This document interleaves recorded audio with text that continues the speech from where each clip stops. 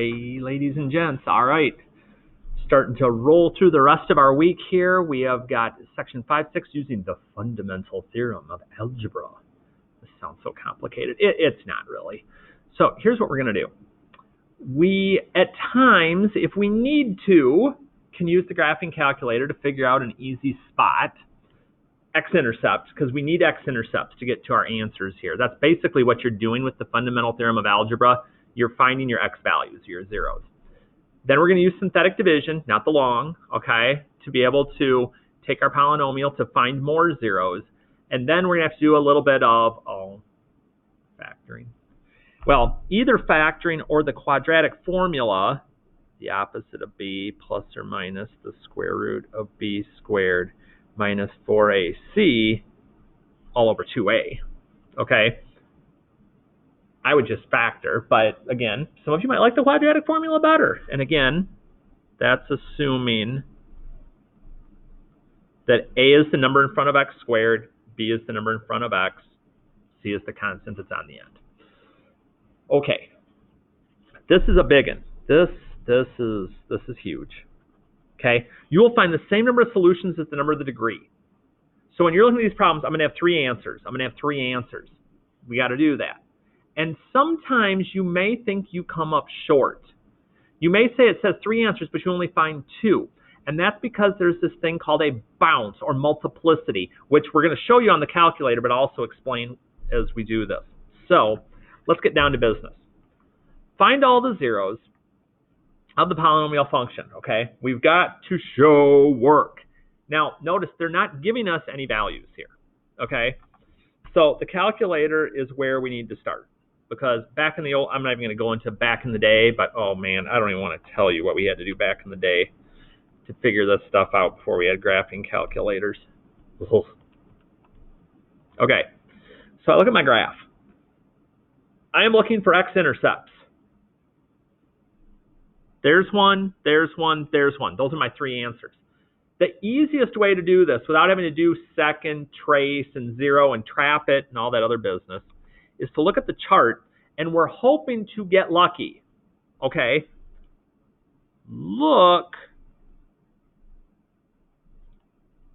for y equals 0 values, because those are our X-intercepts. Those are our zeros. And sometimes we're going to get really lucky, because I notice there's one. There's one. There's one. How many answers are there again? 3. How many answers do I have? 3. Woo! Okay. Now, are they all going to end that simply? No. Okay, let's be honest about it. It will happen sometimes, though, so it's worth checking out your calculator. So let's see. You're like, seriously, that's it? Just wherever the X-intercepts are, wherever y equals 0, that's the answer. That's it. Nothing cute here. All right, let's try another one. Probably not going to get as lucky on this one. Going to have to do a little bit of work, but you know, that's all right. Hoping they don't interrupt me like they do most periods here when I'm trying to get stuff done. If they do, I'm talking right through it. Now this time you're like, dude, I don't even see the whole graph. Okay, here's my advice on that. Go back to the chart, and you notice all these numbers are huge except for this one. Okay, so I get x equals 1. That's great, except there's 3 answers, and I only have one of them. So do I want to start messing with the calculator and see if I can find more if I change the window and stuff? You could, but I think what we're going to show you here is easier, and that's to go the synthetic division mode. So again, it is the actual x value you found, so do not change the sign. Okay? It's not a set of parentheses we're dividing by. They didn't tell us a factor. They told us the actual x. We found it. So 1, negative 1, 49, negative 49. 3, 2, 1, 0. I have no gaps. Okay, always got to look for those degree gaps. And now we go back to our synthetic division. Pull the first term down. Multiply it by what's in the box. Add down. Multiply it by what's in the box. Add down. Multiply it by what's in the box. add down. And then I can put my variable terms back in. So x squared plus 0x plus 49. Okay? Now, this is where it gets a little more interesting. Because up top, it says repeat the steps until we reduce to a quadratic, something with x squared. You're like, well, Hardy, I got something x squared right here. Okay. We can use a factoring technique. We can use the quadratic formula, or depending on what it looks like. Now, I could do the quadratic formula with this, A, B, C. That would work.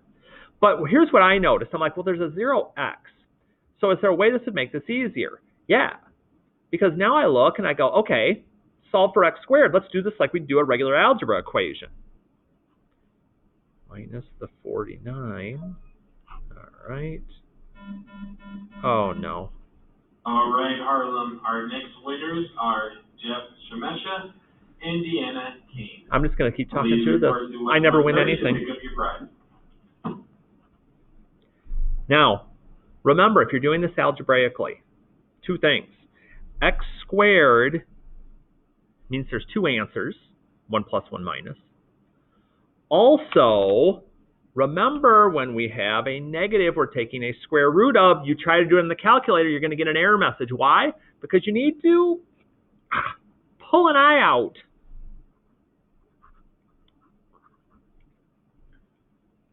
Square root of 49 is 7i. You're like, oh.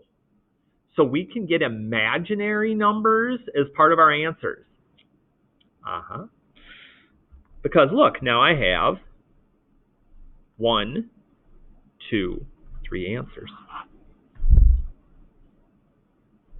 So see, you're not going to be able to get everything straight from the calculator most of the time. A lot of times, if you don't see it directly on the calculator, you're going to get imaginary answers. Okay? Now again, factoring there wouldn't have helped me because we talked about there's no such thing as a sum of squares for our purposes, at least not that we've talked about at this point. The quadratic formula, though, like we said, absolutely would have worked with A, B, and C. So you got choices. All right, let's see what else we got right in here. Writing polynomial functions. Write the polynomial function of least degree that has the given zeros and a lead coefficient of 1. Okay. Here's all this means. When you're given zeros, okay, we're going to make a set of parentheses for each of these. Okay? Zeros are saying that x equals 2, x equals 1, x equals 4. But here's what we know. When we're trying to solve an equation and we're trying to get here, we're going to kind of work this backwards. What parenthesis would I need to set equal to 0 to get to each of these? And here's all you really have to do. You're going to change the signs on each of these values.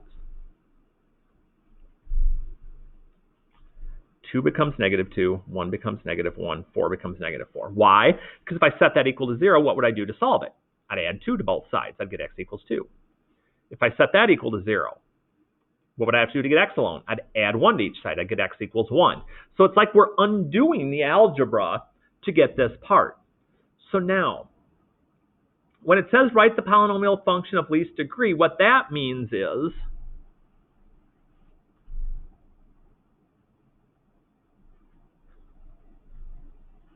multiply it out. Okay? You may get a different direction as you're working on the worksheet, and I'll talk about that before we finish. If it talks about write in factored form, okay, that would be what we have right here. So I'm going to try and save you some work in some places, especially if you're doing an online thing, and the difference between write it out in factored form, which means keep it in parentheses, and put it in polynomial form, which means multiply it out. So, okay, if we're going to multiply it out, flashback. You can FOIL this out with all the little lines and stuff. I'm still going to my favorite way of doing it, which is making myself a little box.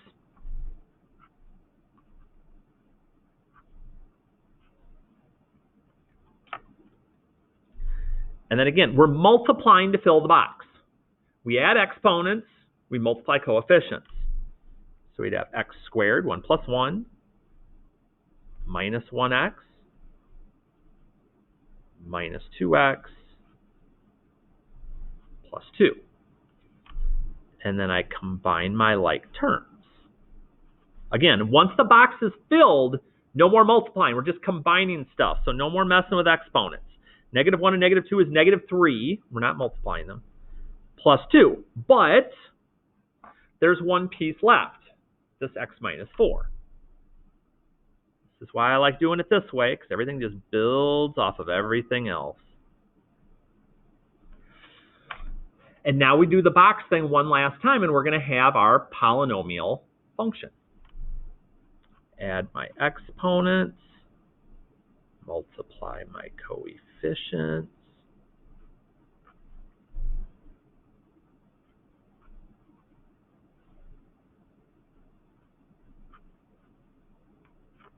and don't leave it in the box and say that's your answer. Combine your like terms, and then we're done. So x to the third, negative 4 and negative 3 is negative 7x squared. 12 and 2 is 14x minus 8. Okay? Is there a shortcut to this, Hardy? No. No, there is not. Okay? So it kind of lets you go back and do some things and get some practice with some other stuff that we've done. Here's more zeros. Again, just change your signs. So x plus 2, x plus 4, x plus 7. Same thing. Okay? Now this time I'm going to speed it up slightly because you've seen what I did over there and I don't want to keep you longer than I need to. So I'm just going to kind of tell you what each of these parts would be. If I multiply this out, I get this. I cannot do this last part in my head. That part I could do in my head. This part, not so much. So, and again, I notice there's 3 answers. There's 3 zeros. I have an x to the third. So that makes sense too. So I multiply this out. Again, nice thing about a video, you can pause me if I'm getting on a roll here. It's a bit too much, or you let me run and then you pause me or rewind me here. Fill in my box. Again, multiplying the edges, but once the box is filled, now we're just going to combine like terms to get our final polynomial. No more messing with exponents.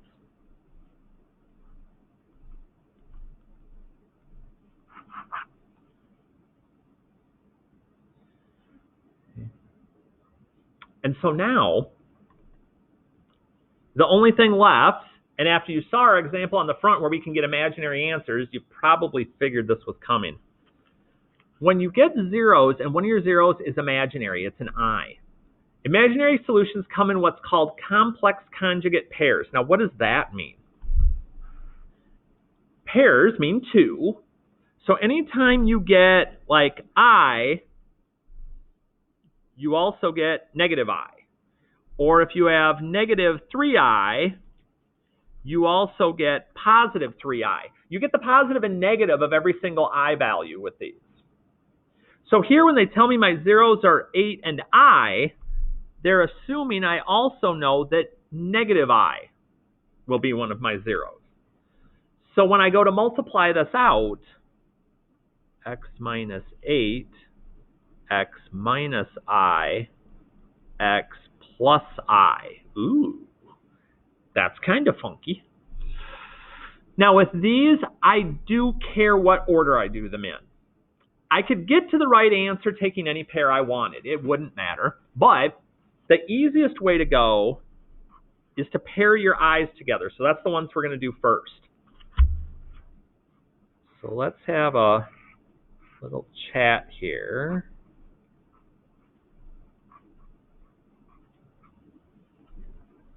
On what this is going to look like. So again, same rules. Okay, we treat I just like we would treat a number, like a coefficient.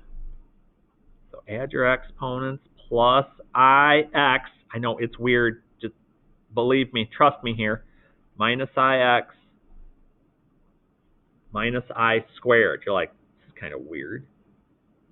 So let's see, what do we get here? So we get x squared, positive and negative ix cancel, and then we got to have a little flashback. Okay, negative I squared. I squared equals negative 1. Okay, we talked about that before, during first quarter. So I squared equals negative 1. So if that's true, this is saying minus, or the opposite of negative 1, which equals positive 1. So this reduces down to x squared plus 1, and we're going to multiply that times the x minus 8. So one more foil, one more box, whatever you want to call it, and we will be done. All the cute little things to keep track of here. So I get those written in again or again. Classic foil with little lines works just as well. Add my exponents. Multiply any coefficients. And I noticed something. Hardy, there's no like terms in here. That's okay. With I, that's going to happen more often than not. But I had how many zeros at the top? 1, 2, 3. What's my degree? 1, 2, 3. Okay. So it's a little bit tedious in that sometimes, especially when we're writing the functions, we got to write things out. But what you're going to notice as you go along is that when you get to the practice, and I was bad, I didn't tell you what page it was on before for my note people that are doing the big packet. The big packet, it was on page 7, so hopefully you kind of just flipped through and saw that. The practice is on page 15, if we're looking at it that way. So here, find all the zeros. Let me just give you a couple of hints here. Set the parentheses equal to 0 and solve them. You're like, wait a minute though, Hardy. Number 2 is weird. Okay, let me explain to you what number 2 is. Number 2, x minus 1 squared. Remember, x minus 1 squared just means there's 2 x minus 1s. Okay, which means it's called a double root. Ooh, double root. Hang on a minute. Let me show you a picture of this.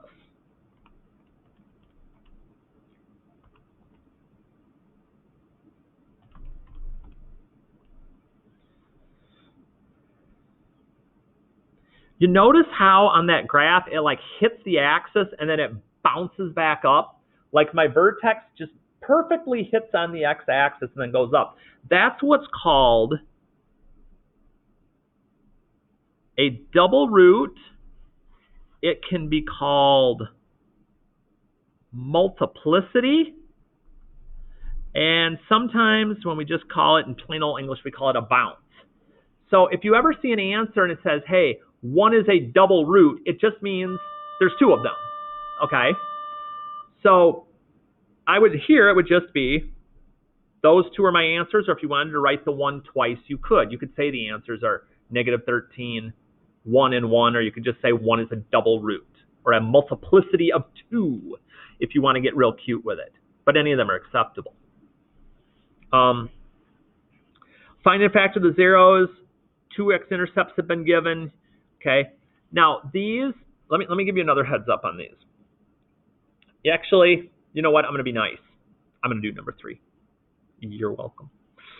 So it has x-intercepts at 2 and negative 2. How do I know which one to put in the box first? Doesn't matter. You can do either one. So I'm just going to use 2 since it's there first. So 1, 5, negative 4, negative 20. Be careful. 4, 3, 2, 1. I need a 0. Don't forget that degree gap. That your constant is a degree, so you have to pay attention. Bring my first term down. Multiply by what's in the box. Add down. Multiply by what's in the box. Add down. Multiply by what's in the box. Add down. And finish it off. Remember, my degree is 4, so there's going to be 4 answers, but they've already given me 2 answers. Because remember, x-intercept is just a fancy way of saying zeros. So, start 1 degree less, x to the third, x squared, x, and then I don't have any remainder or anything. But here's the deal. We need this to get down to a quadratic. It's not a quadratic yet. It's cubed. So what do?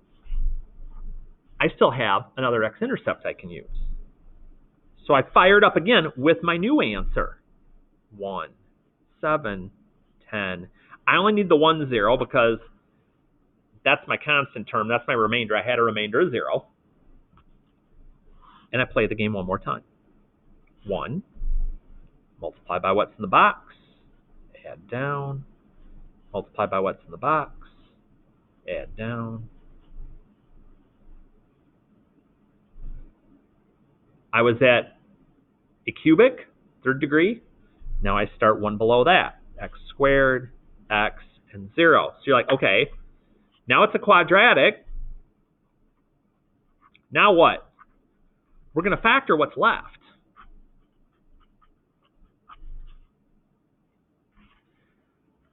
So you're like, oh, they both have an x. Okay, so x plus 5.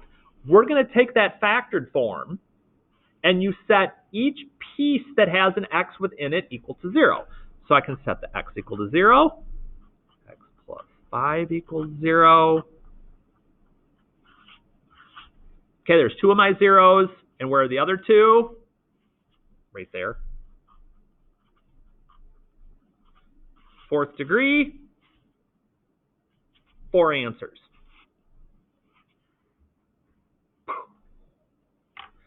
Okay. So just kind of working through it a little bit as far as that goes. Now, as we flip over, we just have language issues back here. Okay, remember, write the factored form, keep the parentheses, you don't need to do the box back here. Okay? So, for instance, on number 6, 4 with a multiplicity of 3. What the heck does that mean? It means you have 3 fourths to go along with your negative 2. Okay? When you're writing the factored form,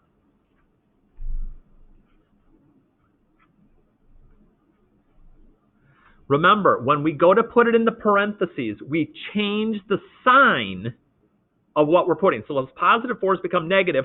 I could write this out as x minus 4, x minus 4, x minus 4, but normally we're just going to see it this way, and then we'll switch the sign on that negative 2. Factored form. Done. Whew. Thank God we don't have to multiply that out. Okay. And then one more reminder, and I'm getting out of the way, because the rest of this you can do. Polynomial function with rational coefficients has following zeros. Find all additional zeros. Remember, if you ever see something with I, we automatically assume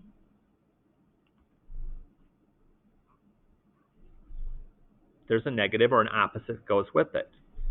2i has negative 2i. That'd be all my zeros. It didn't say write it out in factored form. It didn't say write it out in polynomial form. It just said find the zeros. Okay, opposites my I, I'm done. All right. Good job, people. You've survived another week here with our fundamental theorem of algebra. Look forward to doing some more with you next week.